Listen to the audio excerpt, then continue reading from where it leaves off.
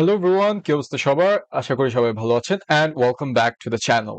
So আজকের ভিডিওতে আমরা আরেকটা টেবিল ফাংশন নিয়ে কথা বলবো which is pretty much used, যেটা খুবই ইউজ করা হয়, and সেটা হলো আমাদের all function. So all function basically যেটা করে সেটা হলো একটা টেবিল অথবা কলাম থেকে যে কারেন্ট কনটেক্সটটা কাজ করতেছে সেটাকে কমপ্লিটলি রিমুভ করে দেয়।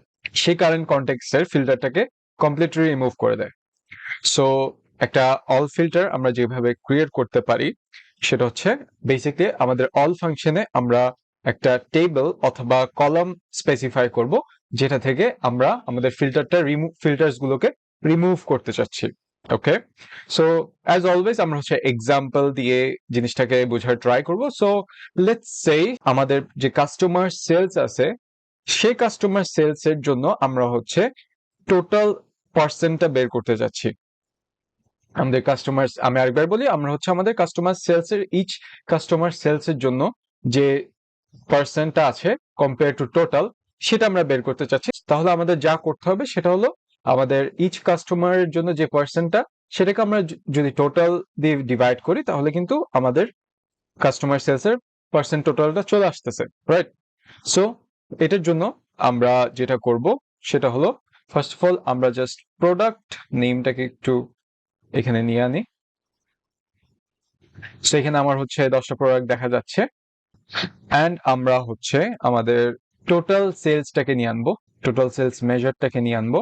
সো যেহেতু আমরা প্রত্যেকটা কাস্টমার সেলস এর জন্য আমাদের পার্সেন্ট টোটালটা বের করতে চাচ্ছি, সো সেই ক্ষেত্রে আমরা যেটা করতে পারি সেটা হলো আমরা যে ইন্ডিভিজুয়াল প্রোডাক্ট আছে, যে প্রোডাক্টের সেলস গুলো আছে সেগুলোকে, এই ইন্ডিভিজুয়াল প্রোডাক্ট যে সেলস গুলো আছে সেগুলোকে আমরা টোটালটা দিয়ে যদি ডিভাইড করি তাহলে কিন্তু আমরা আমাদের পার্সেন্ট টোটালটা পাচ্ছি ফর ইচ প্রোডাক্ট। সো সেটার জন্য আমরা মেজারটা ক্রিয়েট করে ফেলি এন্ড এখানে আমরা পার্সেন্ট অফ টোটাল দিব নাম, এন্ড আমরা টোটাল সেলস ক্যালকুলেট করতেছি। তাহলে আমরা টোটাল সেলস দিব, টোটাল সেলস দিয়ে আমরা যেহেতু আমরা প্রোডাক্ট নেম থেকে আমাদের ফিল্টার গুলো রিমুভ করতে চাচ্ছি সেক্ষেত্রে আমরা যে ফাংশনটা ইউজ করব সেটা হলো অল দিয়ে আমরা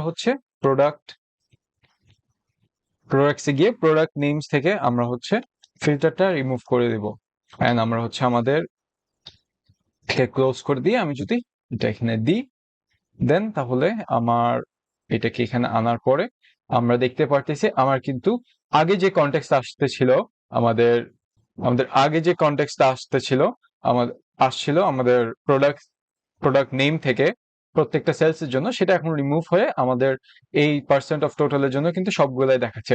এখন আমার মেইন যে স্টেপটা হবে সেটা আমি প্রত্যেকটা ইন্ডিভিজুয়াল সেলসটাকে এই টোটাল দিয়ে ডিভাইড করলে আমার যে পার্সেন্ট টোটাল সেটা আমার পেয়ে যাওয়ার কথা। সো আমি এটার জন্য ডিভাইড ফাংশনটা ইউজ করব এন্ড পার্সেন্টেজ অফ প্রোডাক্ট দিয়ে আমি ডিভাইডটা দিয়ে টোটাল সেলস, দেন কমাতে হবে আমাদের কি দিয়ে আমরা ডিভাইড দিচ্ছি, আমরা পার্সেন্ট অফ টোটাল এন্ড আমাদের এখানে অল্টারনেটিভ মেজার 0 হবে।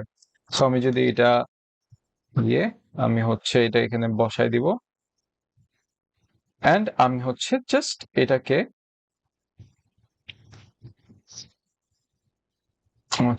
একটা পার্সেন্টেজে ক্লিয়ার করে নিব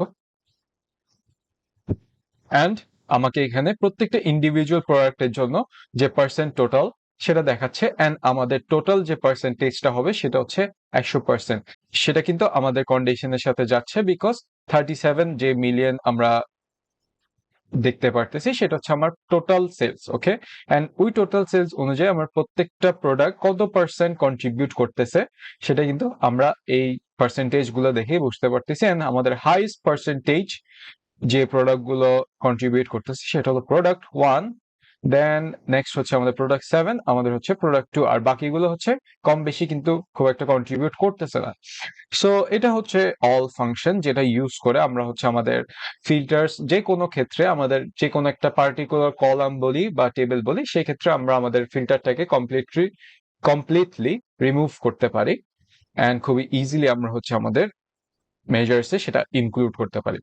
সো আশা করি অল ফাংশনটা ক্লিয়ার হয়েছে, and if you enjoy the content then do give us a like on this video and don't forget to share it with your friends. আজকের জন্য এইটুকুই, আশা করি সবাই ভালো থাকবেন। Thank you.